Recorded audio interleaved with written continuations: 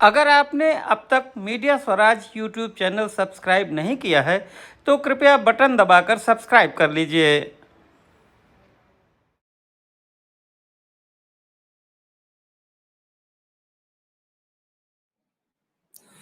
नमस्कार।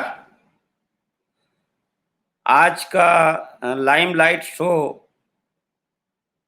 है और जिसका फोकस है लाइमलाइट गन्ना किसान। संजय भूस रेड्डी साहब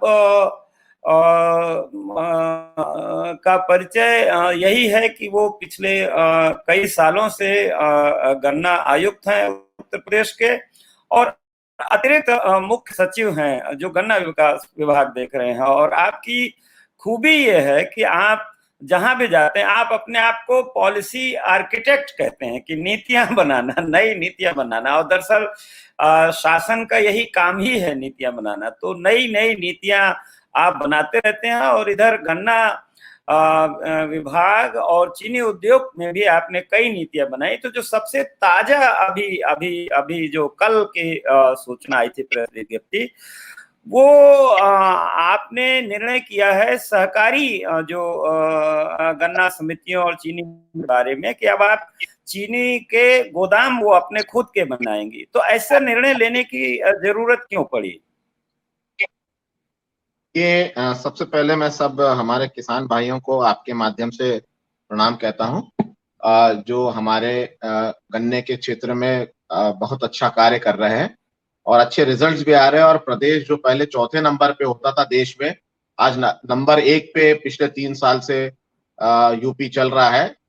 चाहे वो गन्ना उत्पादन हो, चाहे शक्कर, शीरा, जो भी उसके से जुड़े हुए उत्पाद है, सब में नंबर 1 पे चल रहा है। इसके लिए बधाई के पात्र है। ये इसलिए रामदत्त जी आवश्यकता पड़ी है क्योंकि पहले जो हमारे सहकारी चीनी मिल थे ये 7.5-8 के रिकवरी पर उसके डिजाइन थे। तो अभी हम लोगों ने पिछले 3 साल से मेहनत करके उसको 9, 9.5, 10 पे ले आए। तो जब आप 10 की रिकवरी करते हो तो लगभग आपका रिकवरी मतलब गन्ना अगर हमने 100 क्विंटल किया तो उससे जो हमें शीरा और गन्ने का जूस और शक्कर मिलेगा वो 10% हमारे को मिलेगा शक्कर। तो सपोज 100 क्विंटल किया तो 10 क्विंटल चीनी हुआ। जो पहले हम 100 क्विंटल अगर हम गन्ना पेरते थे तो 7 क्विंटल हमको शक्कर मिलता था। अब हम उसको बढ़ा करके 9 ले आए, फिर 9.5, फिर 10 ले आए। तो अब ये जो 10% हो गया तो आप ये समझ लेंगे कि उसमें उसका प्रतिफल ये मिल रहा है कि आप अतिरिक्त शक्कर बना रहे हो। अब जब आप अतिरिक्त शक्कर बना रहे हो तो एक्चुअली गन्ना एक ऐसा विशिष्ट है कि ये 6 महीने में अधिकतम बनाता है। गन्ना पेरते हैं और शक्कर बनाते हैं, लेकिन इसकी बिक्री पूरे साल भर होती है।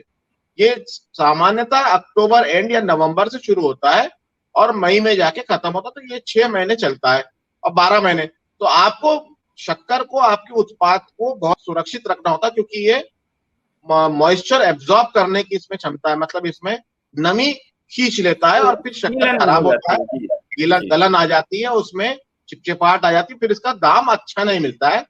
अगर दाम अच्छा नहीं मिलेगा तो किसानों को गन्ना मूल्य भुगतान करने में दिक्कत आएगी, उसमें वो गति नहीं आएगी। इसीलिए अब हमको गोडाउनों की कमी पड़ी।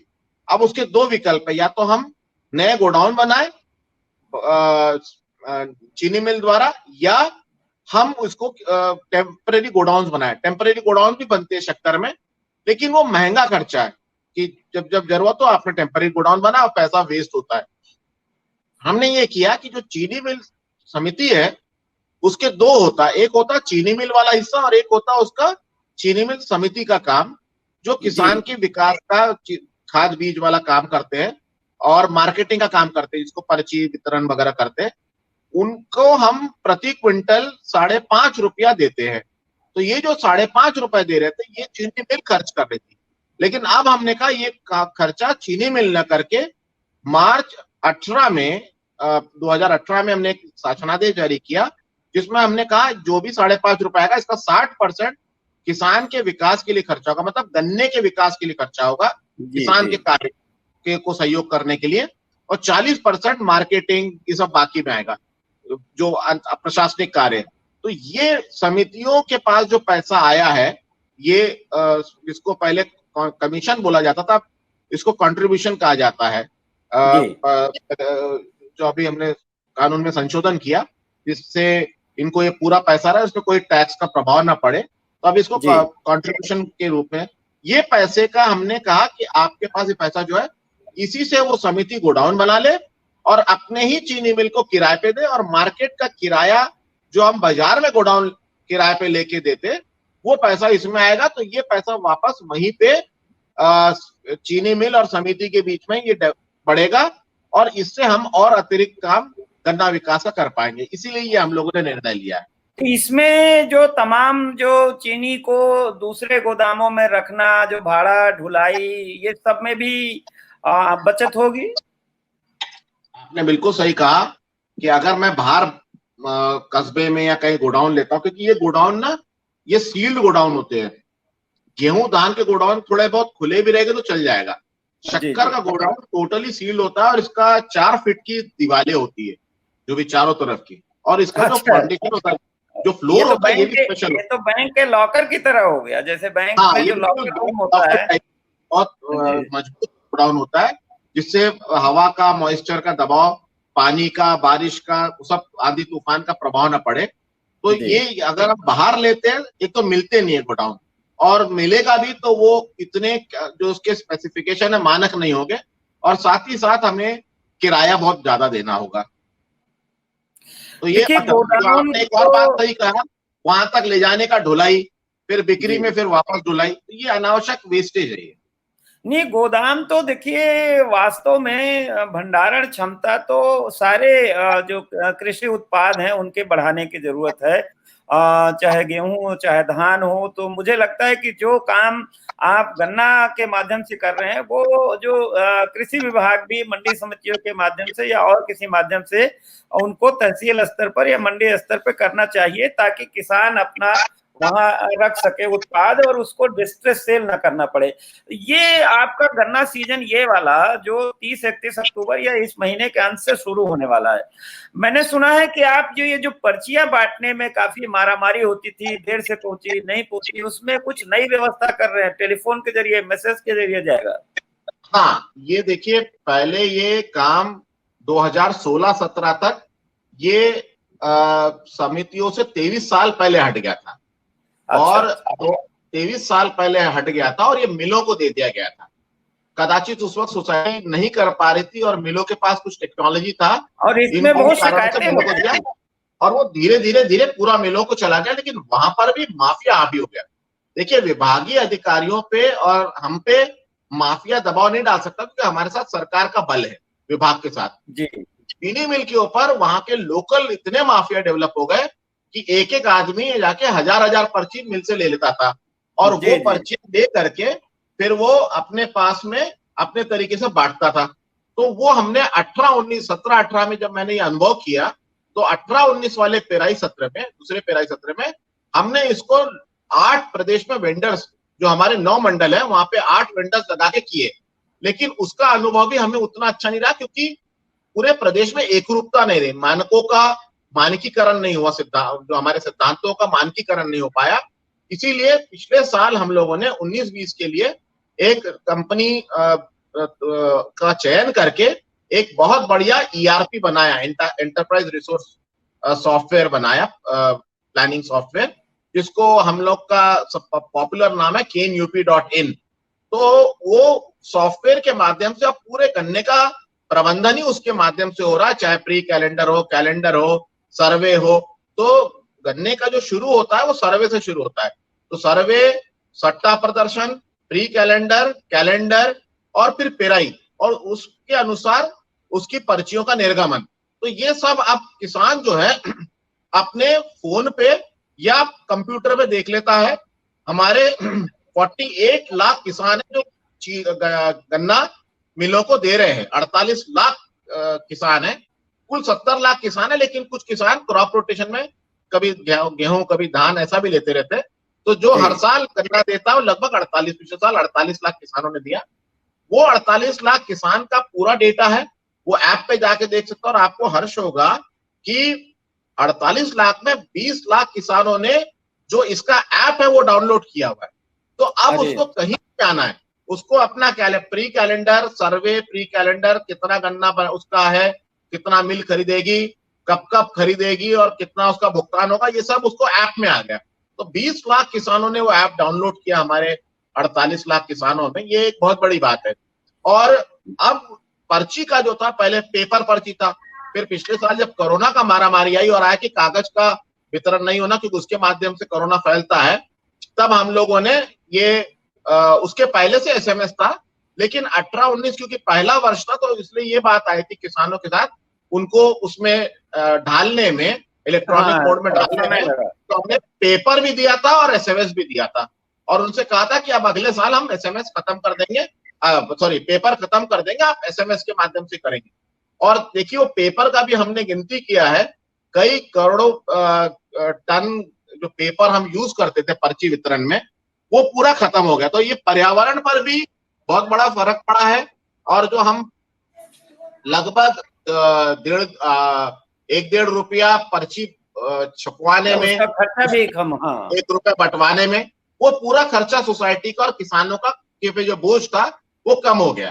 तो ये बहुत बड़ा लाभ मिला है टेक्नोलॉजी का। और क्योंकि हमारे गन्ना किसान अधिकांश टेक्नोलॉजी से जुड़े हुए, पहले मैंने देखा पश्चिम में, लेकिन अब मैं देख रहा हूँ पूरब के भी हमारे किसान सब एंड्रॉइड फोन के माध्यम से आ गए। नहीं कई नहीं, लोग अपने मोबाइल बच्चे और को फोन से जोड़ लेते हैं। स्मार्टफोन तो सब जगह पहुंच गया है।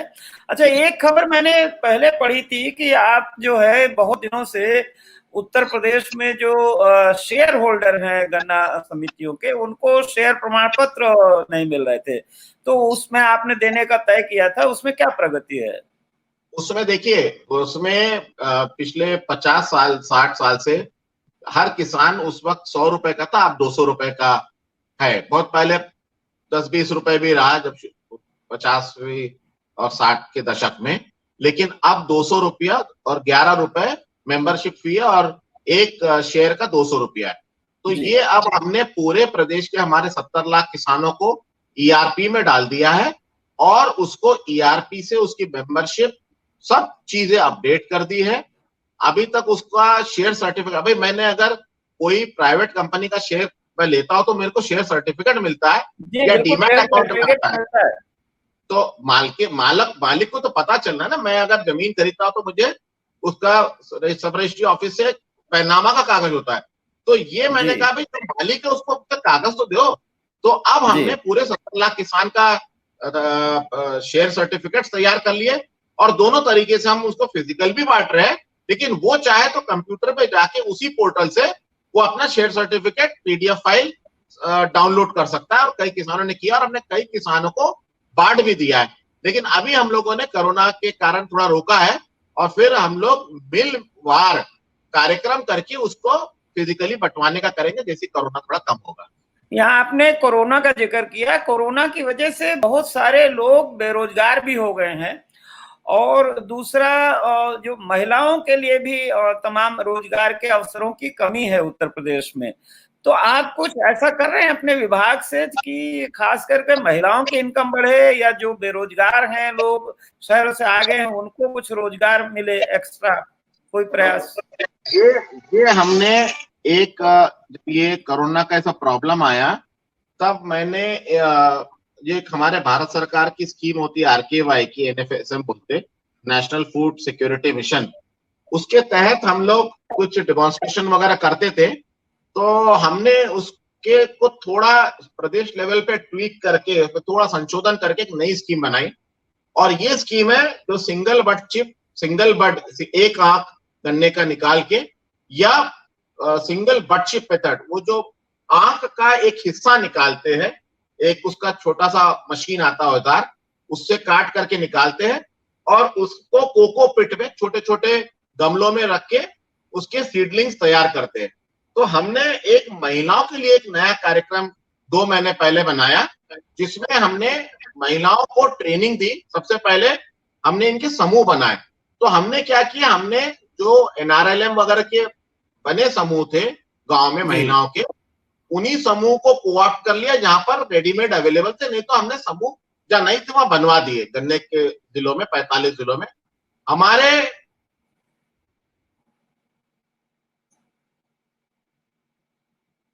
हेलो।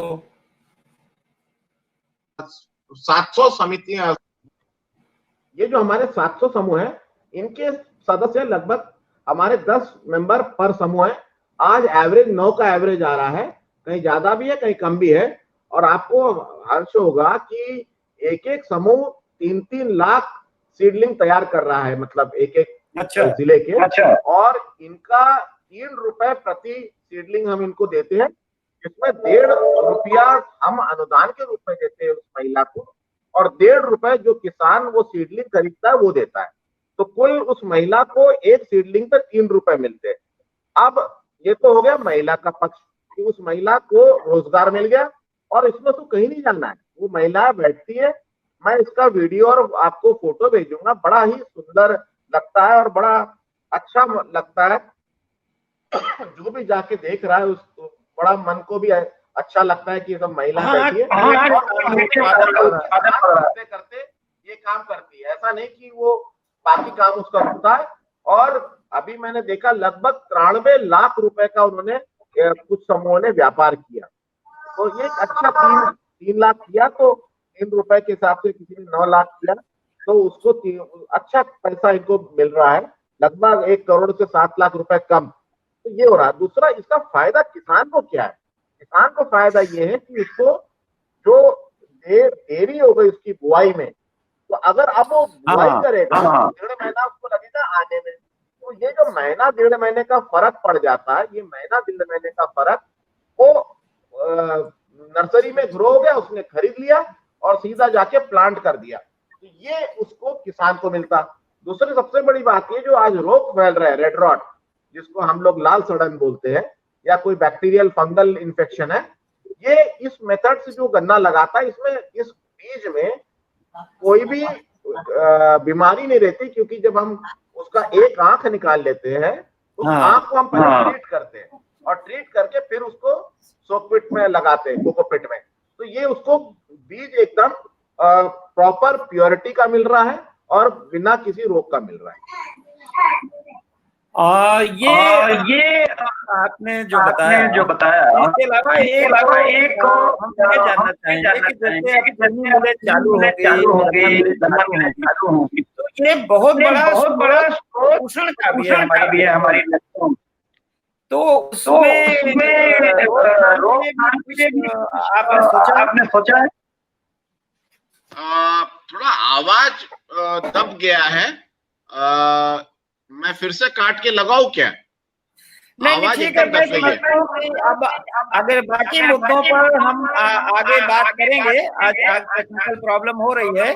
और बस एक हमारे श्रोता का सवाल था कि जैसे महाराष्ट्र में जो शुगर लॉबी है उसके बहुत पावरफुल पॉलिटिकल लीडर भी हैं, जैसे पवार फैमिली, तो ये जानना चाहते हैं कि उत्तर प्रदेश में भी इस तरह की कोई मजबूत लॉबी है? आप इस पे कमेंट करना चाहेंगे? हालांकि एक सर्वेंट के तौर पर आप उचित समझे, तो क्या हमारे यहाँ कोऑपरेटिव शुगर लॉबी है जो पकड़ रखती है?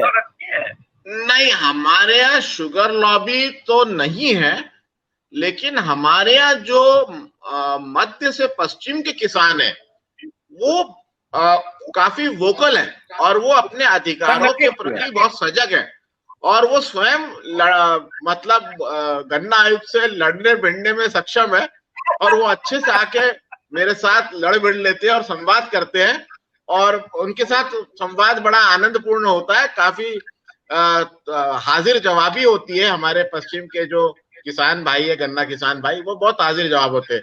तो अभी वैसे इन लोगों के संगठन तो है, किसान संगठन, लेकिन जिस प्रकार का ऐसे शुगर लॉबी का लीडरशिप है वो यूपी में ये नहीं है।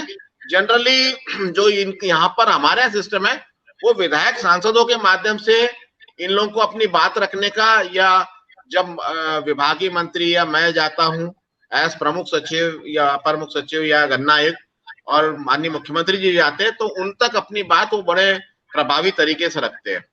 आप कह रहे हैं कि जो पश्चिम यूपी के किसान हैं वो गन्ना आयुक्त से अपनी बात कह लेते हैं, लड़ भिड़ लेते हैं। कुछ कोई किस्सा, कोई दिलचस्प किस्सा सुनाएंगे? हाँ, मैंने जो नीतियां लाई है उसमें जब 2017 में, आपको मालूम है कि जो हमारा ये डालीबाग में हमारा ऑडिटोरियम है, श्रोतालय है गन्ना आयुक्त का कार्यालय का, गन्ना विभाग का। उस गन्ना विभाग के गन्ना ये कैंपस में जो श्रोतालय में हम लोग हर साल सुरक्षण की बैठक करते हैं। तो 17-18 में एक हुई, 18-19 पर, 19-20 में मंडलवार होती है, हमारे 9 मंडल है। तो उसमें कई चीजें जो रिफॉर्म्स हमने लाए, जैसे मैं बताऊं, पहले गन्ना किसानों को जो नाबार्ड की स्कीम है 4% पे लोन मिलने का, वो 4% पे नहीं मिलता था, ये इनको 8% देना पड़ता था। उसका कारण ये था कि उसमें 2 बार डिमांड लगना होता है, लेकिन वो डिमांड लगता नहीं था। गन्ने के नियम में एक ही बार डिमांड लगाने का था।